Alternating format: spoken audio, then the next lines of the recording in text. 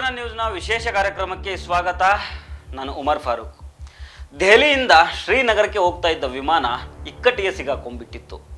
ಈ ಸಂದರ್ಭದಲ್ಲಿ ಪ್ರಯಾಣಿಕರು ನಮ್ಮ ಕತೆ ಮುಗದೇ ಹೋಯ್ತೇನೋ ಅಂತ ಆತಂಕಗೊಂಡಿದ್ರು. ಇವತ್ತಲ್ಲಿ ಇಲ್ಲೊಂದು ಸಾಮರಸ್ಯದ ಘಟನೆಯೂ ನಡೆದಿದೆ.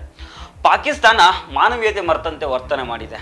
ಹಾಗಾದರೆ ಈ ಇಂಡಿಗೋ ಫ್ಲೈಟಲ್ಲಿ ಆಗಿದ್ದೇನು ಅನ್ನೋದನ್ನು ನೋಡೋಣ. ಆದರೆ ಅದಕ್ಕೂ ಮೊದಲು ನೀವಿನ್ನೂ ನಮ್ಮ ಚಾನಲನ್ನು ಸಬ್ಸ್ಕ್ರೈಬ್ ಮಾಡಿಲ್ಲ ಅಂದರೆ ಸಬ್ಸ್ಕ್ರೈಬ್ ಮಾಡಿ. ಈ ವಿಡಿಯೋನ ಕೊನೆಯ ತನಕ ಮಿಸ್ ಮಾಡದೆ ನೋಡಿ.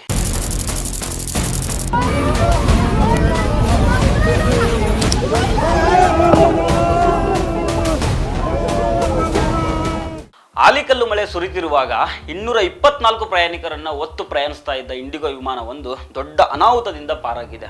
ಇದರಿಂದ ವಿಮಾನದ ಮುಂದಿನ ಭಾಗ ಹಾನಿಯಾಗಿದ್ದು ಬಿಟ್ರೆ ಪ್ರಯಾಣಿಕರೆಲ್ಲರೂ ಸುರಕ್ಷಿತವಾಗಿ ಬಂದಿದ್ದಾರೆ. ಆದರೆ ಈ ಸಂದರ್ಭದಲ್ಲಿ ವಿಮಾನದಲ್ಲಿ ಒಂದು ಸಾಮರಸ್ಯದ ಘಟನೆ ನಡೆದಿದೆ. ಅದು ಏನಾಗುತ್ತೋ ಏನೋ ಅನ್ನೋ ಆತಂಕ ಇದ್ದಾಗ್ಲೇನೆ.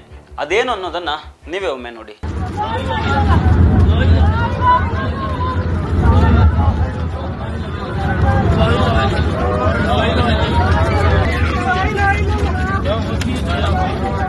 ಈ ವಿಡಿಯೋದಲ್ಲಿ ಸ್ವಲ್ಪ ಗಮನಿಸಿ ನೋಡಿದ್ರೆ ನಿಮ್ಗೆ ಗೊತ್ತಾಗುತ್ತೆ. ಯಾಕಂದ್ರೆ ಇದೇ ನಮ್ಮ ಭಾರತದ ಸೌಂದರ್ಯ. ವಿಮಾನ ಒಂದ್ ಕಡೆ ಅಲುಗಾಡ್ತಾ ಇದೆ.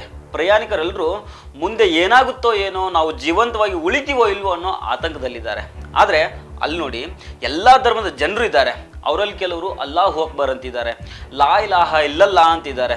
ಇನ್ನು ಕೆಲವರು ಹೇ ರಾಮ್ ಅಂತಿದ್ದಾರೆ, ಭೋಲೆನಾಥ್ನನ್ನ ನೆನಪು ಮಾಡ್ಕೊಳ್ತಾ ಇದ್ದಾರೆ. ಇದೇ ಅಲ್ವಾ ಭಾರತ ಅಂದರೆ. ಅಲ್ಲಿದ್ದ ಮುಸ್ಲಿಮರು ಅಲ್ಲಾಹು ಅಕ್ಬರ್ ಅಂದಿದ್ದು ಹಿಂದೂಗಳಿಗೆ ತೊಂದರೆ ಆಗಲಿಲ್ಲ. ಅಲ್ಲಿದ್ದ ಹಿಂದೂಗಳು ರಾಮನನ್ನ ಭೋಲೆನಾಥ್ನನ್ನ ಸ್ಮರಣೆ ಮಾಡಿದ್ದು ಮುಸ್ಲಿಮರಿಗೆ ಕಿರಿಕಿರಿ ಅನಿಸೋದೇ ಇಲ್ಲ. ಇದೇ ನಮ್ಮ ದೇಶಕ್ಕೆ ಬೇಕಾಗಿರೋದು. ಇದು ದೇಶಾದ್ಯಂತ ಆಗಬೇಕಾಗಿರೋದು. ಫೈನ್. ಈಗ ಆಗಿದ್ದೇನೆಂದರೆ, ಇಂಡಿಗೋ ವಿಮಾನ 6E2142 ದೆಹಲಿಯಿಂದ ಜಮ್ಮು ಕಾಶ್ಮೀರದ ಶ್ರೀನಗರಕ್ಕೆ ಸುಮಾರು 220 ಪ್ರಯಾಣಿಕರನ್ನ ಹೊತ್ತು ಆಕಾಶದಲ್ಲಿ ಪ್ರಯಾಣ ಮಾಡ್ತಾ ಇರುತ್ತೆ. ವಿಮಾನ ಆಕಾಶದಲ್ಲಿ ಇರುವಾಗಲೇ ಬಲವಾದ ಆಲಿಕಲ್ಲು ಮಳೆ ಶುರು ಆಗ್ಬಿಡುತ್ತೆ. ಆಲಿಕಲ್ಲುಗಳು ವಿಮಾನದ ಮೇಲೆ ಬಿದ್ದಿದ್ರಿಂದ ಶಬ್ದ ಕೂಡ ಭಯ ಮೂಡಿಸುತ್ತೆ.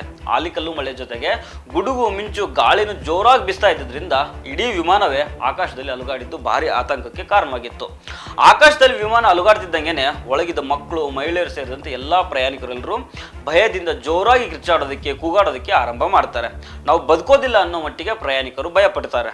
ಪ್ರಕ್ಷುಬ್ಧ ಹವಾಮಾನದಿಂದಾಗಿ ವಿಮಾನದ ಪೈಲಟ್ ತಕ್ಷಣ ಶ್ರೀನಗರದ ವಾಯು ಸಂಚಾರ ನಿಯಂತ್ರಣಕ್ಕೆ ತುರ್ತು ವರದಿ ಮಾಡ್ತಾರೆ. ತುರ್ತು ವರದಿ ಮಾಡಿದ ಬೆನ್ನಲ್ಲೇ ಸುರಕ್ಷಿತವಾಗಿ ವಿಮಾನ ಶ್ರೀನಗರದಲ್ಲಿ ಲ್ಯಾಂಡ್ ಆಗಿದೆ. ಆಗಸ್ಟ್ದಲ್ಲೇ ಇರುವಾಗಲೇ ಆಲಿಕಲ್ಲು ಮಳೆ ಬಿದ್ದಿದ್ರಿಂದ ವಿಮಾನದ ಮುಂದಿನ ಭಾಗ ಅಥವಾ ವಿಮಾನದ ಮೂಗಿನ ಭಾಗ ಸಿಕ್ಕಾಪಟ್ಟೆ ಹಾನಿಯಾಗಿದೆ.